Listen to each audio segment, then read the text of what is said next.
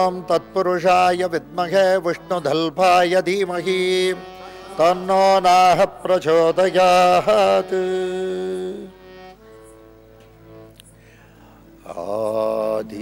आधीनशिति वरिदे करिमालतुरि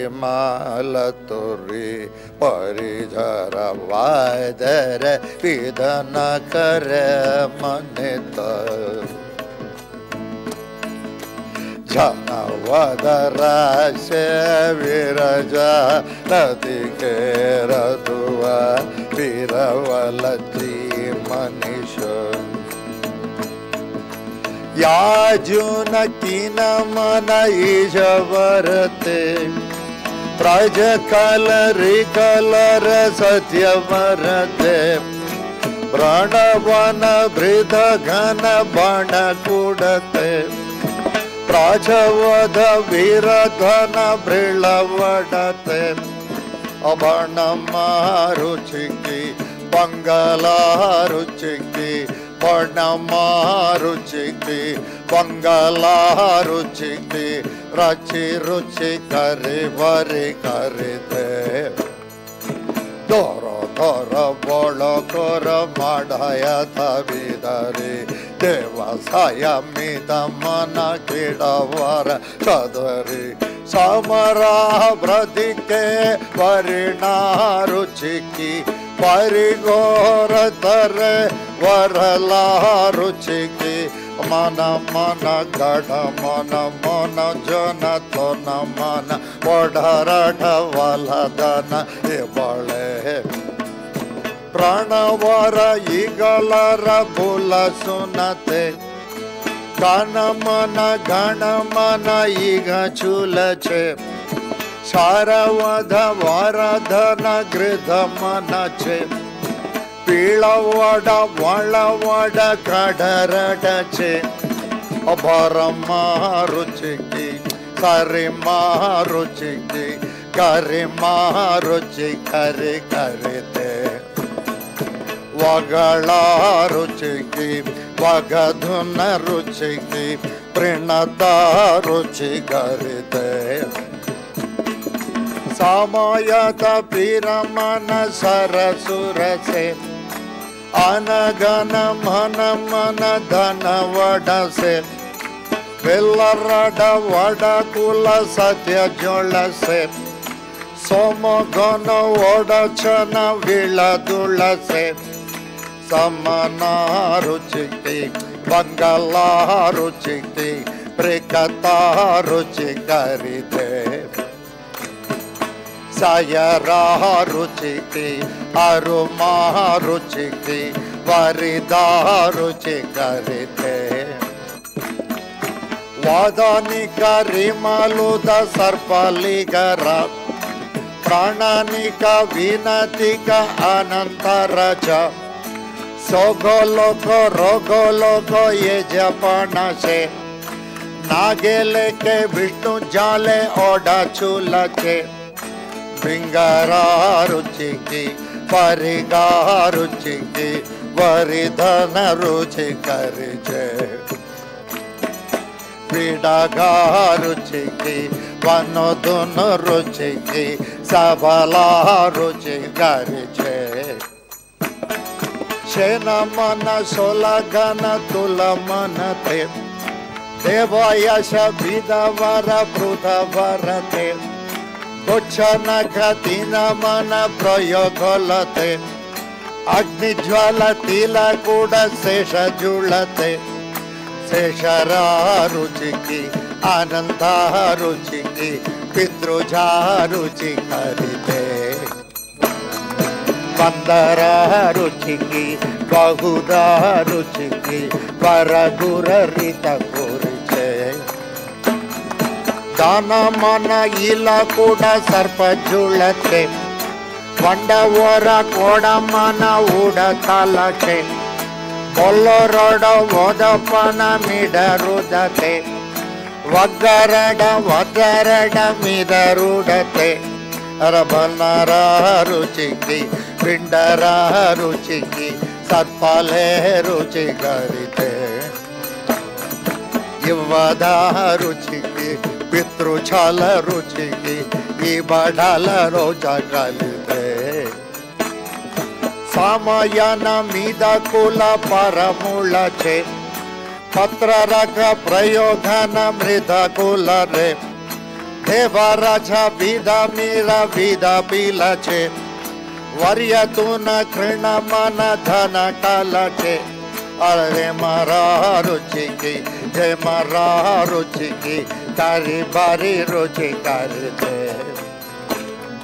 वीर्यरा रुचि की विगदा रुचि की मृगलुत वरि गरिते परमन कृत बल प्रयोगरते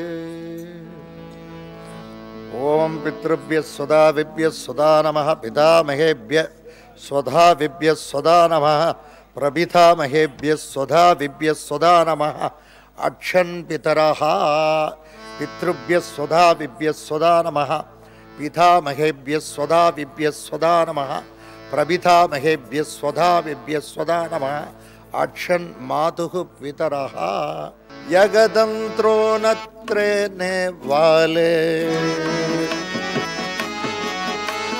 यगदंत्रो नत्रेने वाले परिभुज कुदरे पुरी बदतेले हेले परमा जुबडंतुर में तर में वाले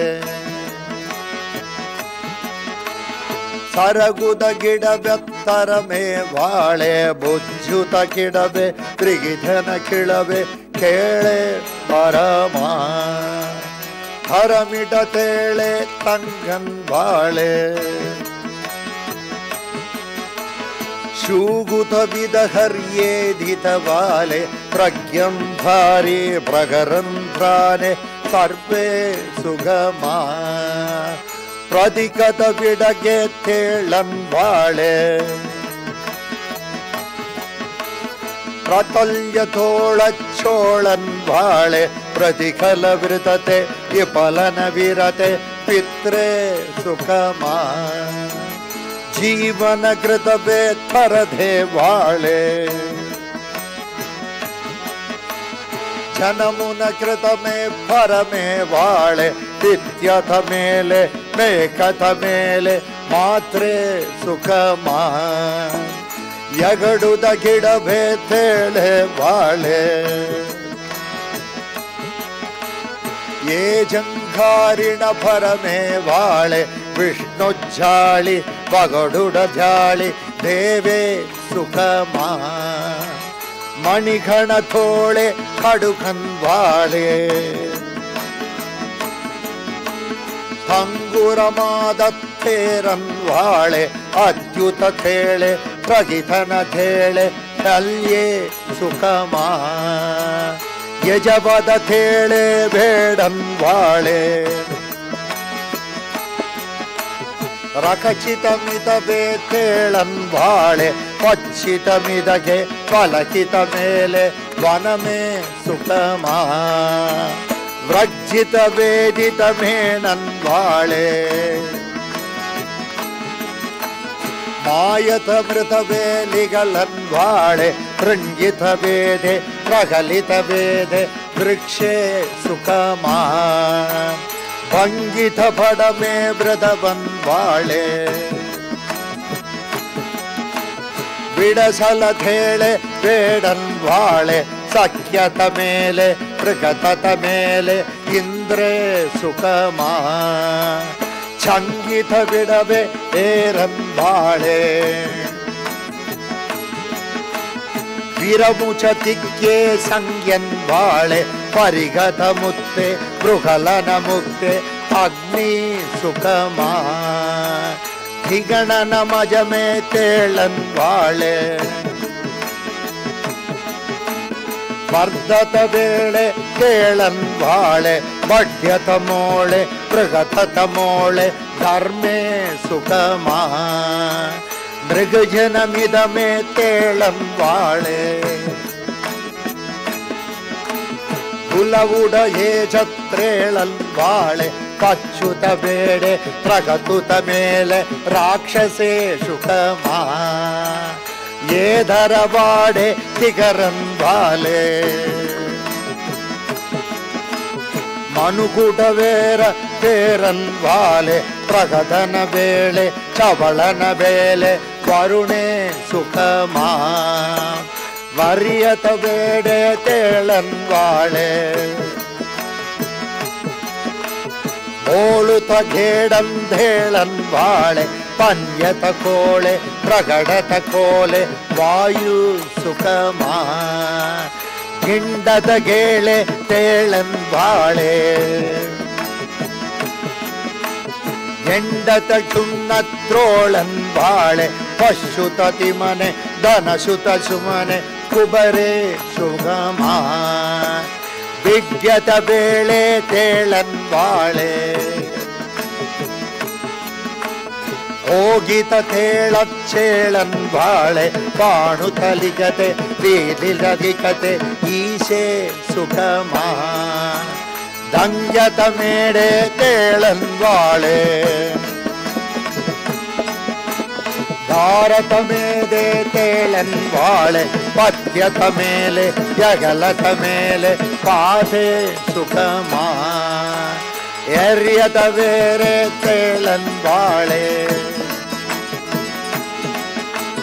ಜಾರತ ವೇಳೆ ತೇಳನ್ ವಾಳೆ ಉಚ್ಚುತ ಮೇಡೆ ಪ್ರಕಟೆ ಮೇಡೆ ಆಕಾಶೆ ಸುಖಮಾ ಬಂಡುತ ಬೇಡೆ ತೇಳನ್ ವಾಳೆ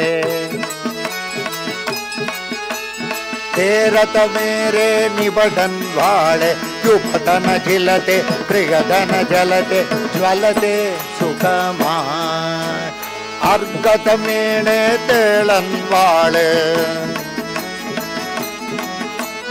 ಅರ್ಕತ ಮೇಳೆ ತೇಳನ್ ವಾಳೆ ಸಂಬುಟ ಬಿಡಗೋ ಸಡಗಿತ ಬಿಡಗೋ ಅಪ್ಸರೆ ಸುಗಮಾ ಪನ್ರುತ ಬೇಡೆ ತೇಳನ್ ವಾಳೆ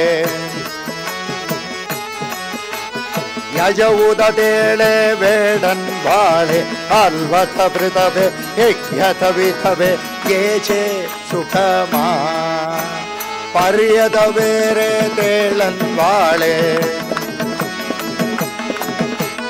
ಅಗುಡುಗ ತೇಳೆ ತೇಳನ್ ವಾಳೆ ಭಾಗ್ಯದ ಮಿಡಗೆ ಪ್ರಗಲತ ಮಿಡಗೆ ಬ್ರಹ್ಮೆ ಸುಖಮಾ ನೇಗಿಡ ಮೇಡೆ ತೇಳನ್ ವಾಳೆ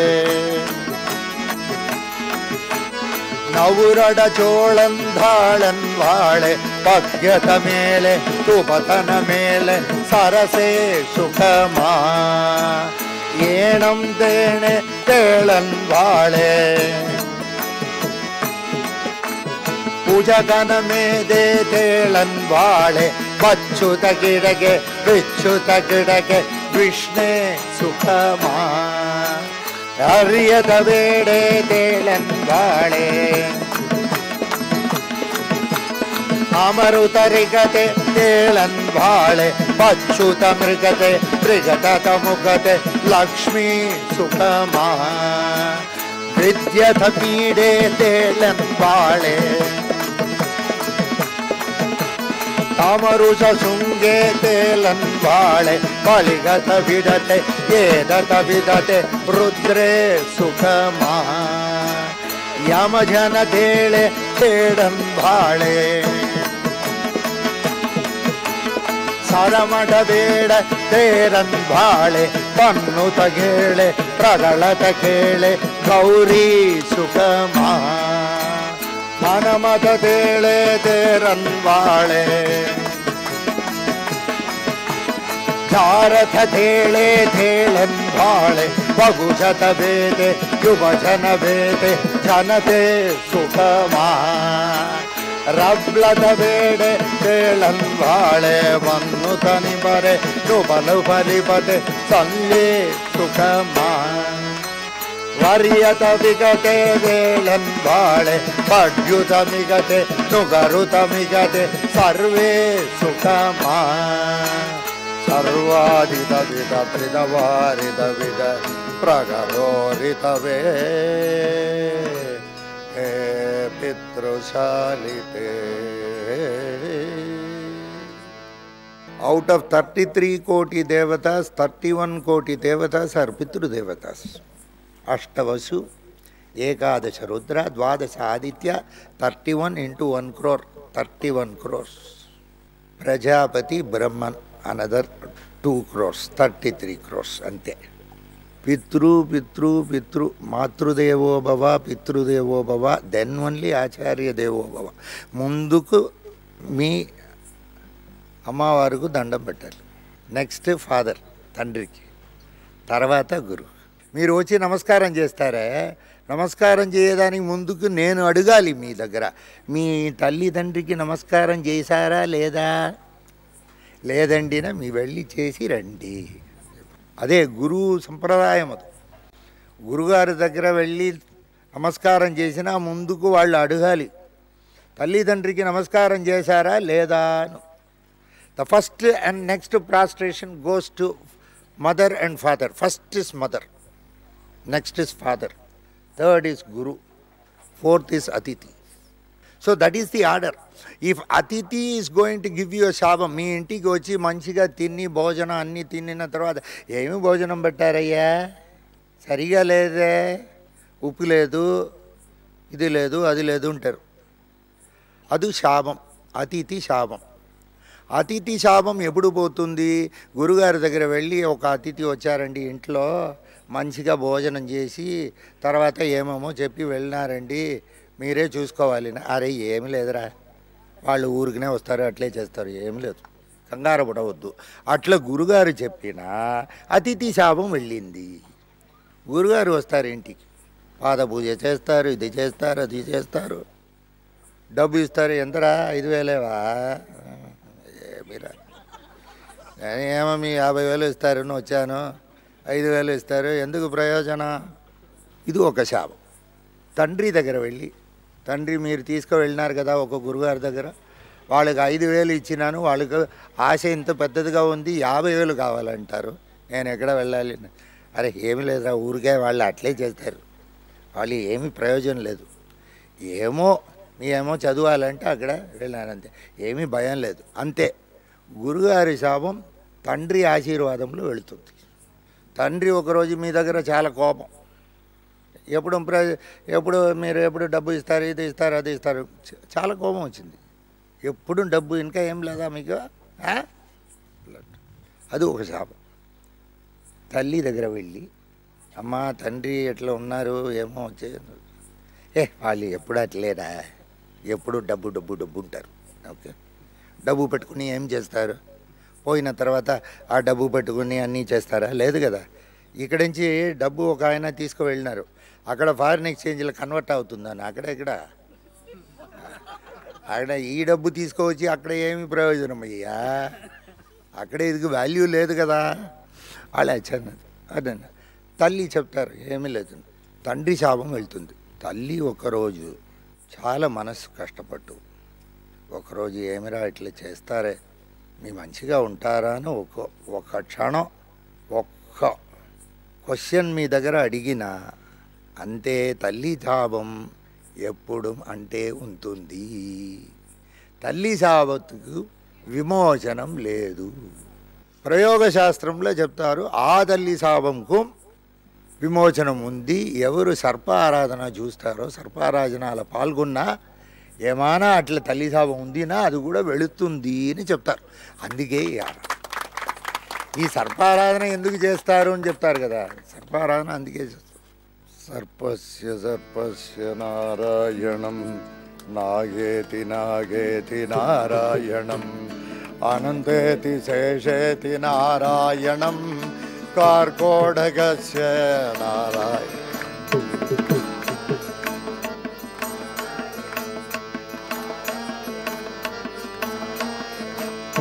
యమదోద గిడబోర కార్కోడగ, ప్రగదోల విరదోల కార్కోడగ, ఏ జాన పరితేన కార్కోడగ, తారాన ముందే కార్కోడగ. నారాయణం నారాయణం నారాయణం, సర్పస్య సర్పస్య నారాయణం, నాగేతి నాగేతి నారాయణం, अनन्तेति शेषेति नारायणो कार्कोडकस्य नारायणं नारायणं नारायणं नारायणं अदुबोध विदबोध कार्कोडक परकाल मृगतेल कार्कोडक चन्यान विषमेन कार्कोडक यप्यान मुञ्जे कार्कोडक नारायणं नारायणं नारायणं नारायणं सर्पस्य सर्पस्य नारायणं नागेति नागेति नारायणं अनन्तेति शेषेति कोडकस्य नारायणं नारायणं नारायणं बोधबोध भगतोद कार्कोडक सत्वान मृगदेन कार्कोडक तल्यान तुकलेन कार्कोडक विष्णुस्थलेले कार्कोडक नारायणं नारायणो नारायणो नारायणो सर्पस्य सर्पस्य नारायणं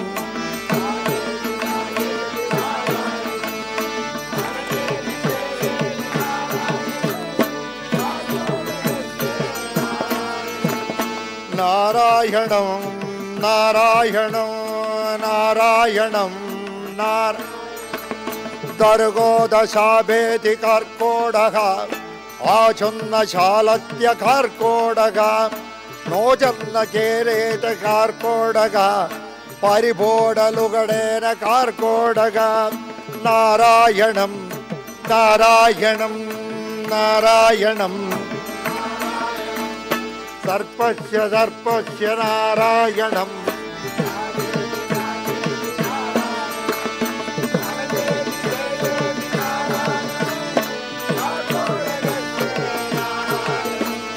नारायणं नारायणं नारायणं नारायणं नारायणं नारायणं नारायणं नारायणं.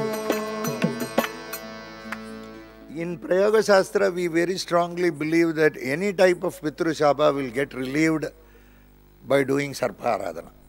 Any type of Pitru Dosham, any type of Matru Dosham, they say it will go. There are more than 2000 shalagrams almost there. Every shalagramam is nothing else but a very big house of Pitrus. శాలగ్రామం ఇంటిలో పెట్టుకొని ఆరాధన చేయాలి అని ఎందుకు చెప్పినారనా, మీ పెద్దవాళ్ళు అదిలో ఉన్నారు నారాయణ స్వరూపంలో. ఏమండి నేను శాలగ్రామం పెట్టుకొని చేయవచ్చా? ఏమీ లేదు. You can always do. మనకు సంస్కృతి తెలియదండి, ఇది తెలియదండి, ఏమి నారాయణ నారాయణ చెప్పు. ఖాళీ ఒక తులసి పట్టు, కొంచెం నీళ్లు పోసి ఆ నీళ్లు మీద తాగు, కొంచెం పాలు పోసి ఆ పాలు తాగు, కొంచెం కల్కండు, కొంచెం పండు ఆ పూర పెట్టి ఒక నమస్కారం చేయి, ఒక ఆరతి, అంతే. పెద్ద ఆరాధన పెద్ద పెద్ద సంస్కృతం తెలిసిన వాళ్ళు ఉన్నారు, వాళ్ళు అట్లే చేస్తారు. వాళ్ళకి తెలిసిన భాష వాళ్ళు చేస్తారు, మీకు తెలిసిన భాష మీరు చేయాలి, అంతే కదా. ఇదిలో తేడా ఏమీ లేదు. మీకేమి తెలుసుందో అది చెయ్యు. But definitely you have to keep a శాలగ్రామం అట్ హోమ్ అండ్ డూ ఆరాధన. That's a must. ఎప్పుడు శాలగ్రామం ఇంటిలో ఎక్కడ కిచెన్లో పెట్టుకోవాలి. ఎప్పుడు ఎక్కడ భోజనం ఉందో అక్కడ అన్నం నిందయాత్ ప్రాణోవా అన్నం అన్నం బహుకుర్వీద. There must be abundance of food. అన్నం మీన్స్ అమృతం. So very good. Sarpam is very nice, very beautiful. In India, we have that culture. Everywhere you go, you can see Sarpam. What is it? It's all our forefathers. Once you see a forefather, namaskaram ante. Meeru vellandi, nenu veltanu. Sarpam is very beautiful. It has got its own beauty. It's wonderful. Don't miss. Do Sarparadhana. ఎప్పుడైనా అది వీలు లేదన్నా మీ ఎక్కడైనా వెళ్తారు కదా, గుడిలో ఒక చిన్న సర్పం ఉంది, పట్టుకున్నారు, కొంచెం పాలు పోసి నమస్కారం. నమ్మకం. జీవితం ఒక నమ్మకం. అదే ఆ నమ్మకం తప్పకుండా ఉండాలి. దేవుడు ఉంటారు. దేవుడు ఎప్పుడు మీకు ఏమి చేయాలి చేస్తారు. మనకు ఆశ పద్ధతిగా ఉంది, అదే problem. Always lord takes care of your needs. Probably he may not take care of your wants. Needs is different, wants is different. People don't understand this. Wants come because of greed, need comes because of desire. That is the difference. Once you know your need, it means you are desireful. Once you have a want, it means you are greedy. This is the difference. Aram thranasyoditamam ye pandraditasyoditavan yajer yashan gratve nida sarparajam sarpe rajam sarparajam sarpe rajam sarparajam sarpe rajam sarparajam sarpe rajam sarparajam sarpe rajam sarparajam sarpe rajam sarparajam sarpe rajam sarparajam sarpe rajam sarparajam sarpe rajam sarparajam sarpe rajam sarparajam sarpe rajam sarparajam sarpe rajam vadakala vida viragada kala varugu kala vidame kala pariji kala vande kala shray warrior yadi varugu dalidi angundrene marugu dalidi warrior vade kagulara vade shray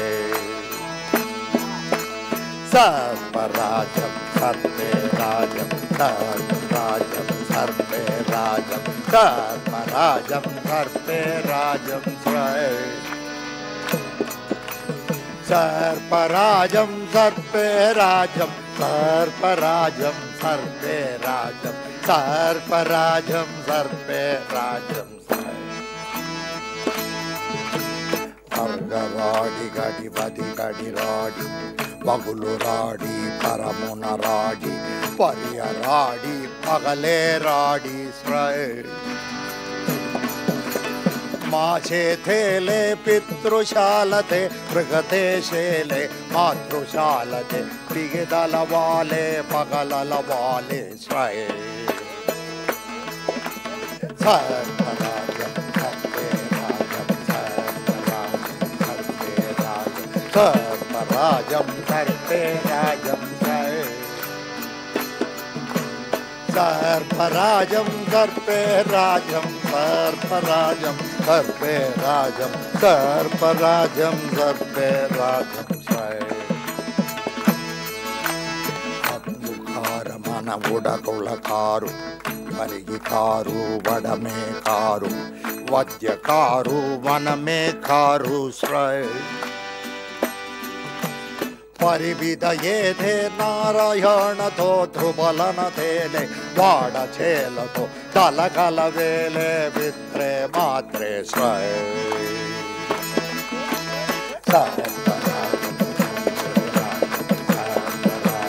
सर्पे राजं सर्पे राजं श्रय सर्पराजं सर्पे राजं सर्पराजं सर्पे राजं सर्पराजं सर्पे राजं अंडकोले भगदत कोले पट्टुकोले भगदुन कोले वस्त्रकोले भगदे कोले श्रय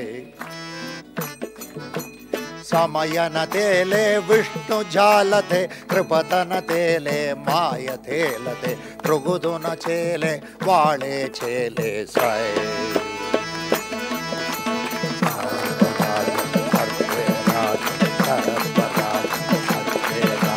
सर्पराजं सर्पे राजं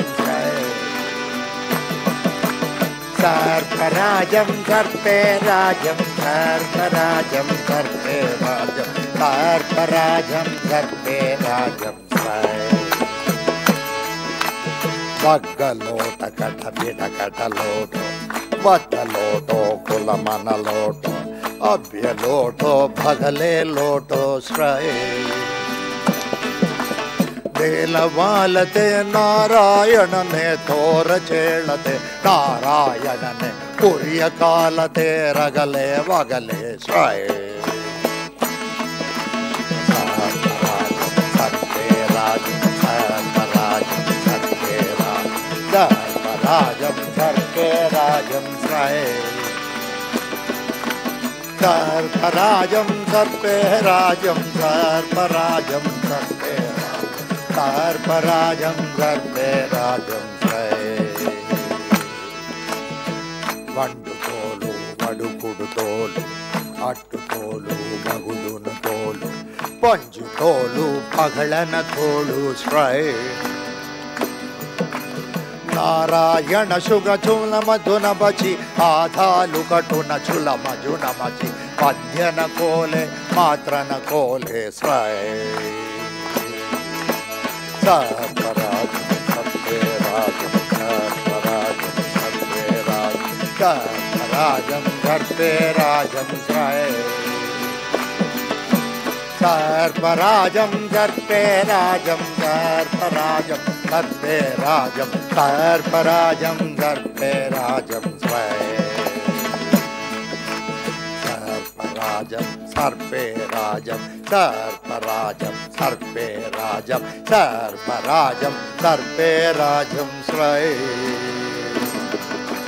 सर्पराजं सर्पे राजं सर्पराजं सर्पे राजं सर्पराजं सर्पे राजं श्रय वजसेन्द्रमेन यतहानिदिनस्तोनिं छदामि देरिद्वे निदहस्याः ॐ ये धिनस्योः ये धिनं वाह प्रधने ते दिनं झेदिन विष्णु सर्पाः